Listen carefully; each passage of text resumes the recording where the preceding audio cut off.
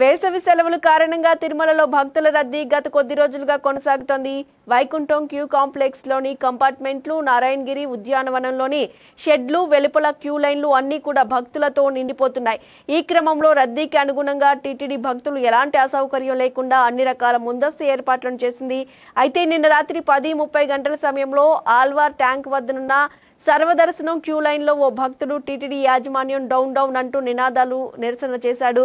అలాగే queue line లోపాలు, నీళ్లు లేవు అంటూ నానా హైరాణ చేశాడు. వాస్తవానికి దర్శన క్యూ లైన్ల వద్ద ప్రతి 100 అడుగులకు శ్రీవారి సేవకులచే భక్తులకు నిర్విరామంగా మంచినీరు, పాలు, అన్నప్రసాదాలను టీటీడీ పంపిణీ చేస్తోంది. అయితే సదరు భక్తుడు స్వామివారిని దర్శించుకుని వెలుపలకు వచ్చిన తర్వాత తనకు ఆరోగ్యం బాలేదని, ఇలా నిరసన చేస్తే త్వరగా దర్శనానికి అనుమతిస్తారనే ఉద్దేశంతో టీటీడీకి వ్యతిరేకంగా నినాదాలు చేసినట్లు, దర్శనానికి ఎంత సమయం పడుతుందో తెలియక ఉద్రేకంతో విచక్షణ కోల్పోయి టీటీడీ పెద్దలను తప్పుబడుతూ నినాదాలు చేసి పొరపాటు చేశానని, తాను చేసిన తప్పును ఒప్పుకుంటూ టీటీడీ చైర్మన్ అధికారులకు ఆ భక్తుడు క్షమాపణ చెప్పాడు.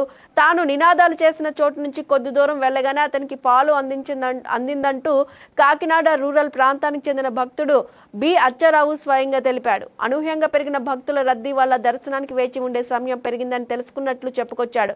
క్యూ లైన్లో సదరు భక్తుడు నినాదాలు చేసిన దృశ్యాలను వీడియో తీసి సోషల్ మీడియాలో వైరల్ చేస్తున్న బయట వ్యక్తి కోసం టీటీడీ విజిలెన్స్, పోలీస్ సిబ్బంది గాలింపు చేస్తున్నారు. గత కొద్ది రోజులుగా టీటీడీని టార్గెట్ చేసుకుని కొంతమంది వ్యక్తులు సోషల్ మీడియాలో అసత్య ప్రచారాలను చేస్తున్నారు. తాజాగా భక్తుడి నిరసనకు సంబంధించి తిరుమలలో భక్తులు నానా అవస్థలు పడుతున్నారంటూ ఓ రాజకీయ పార్టీకి సంబంధించిన సోషల్ మీడియాలో వీడియో పోస్ట్ చేశారు. ఈ విధంగా అవాస్తవాలను, భక్తుల్లో ఆందోళన కలిగించే అసత్య ప్రచారాలను చేసే వారిపై చట్టపరంగా కఠిన చర్యలు తప్పవని టీటీడీ హెచ్చరించింది.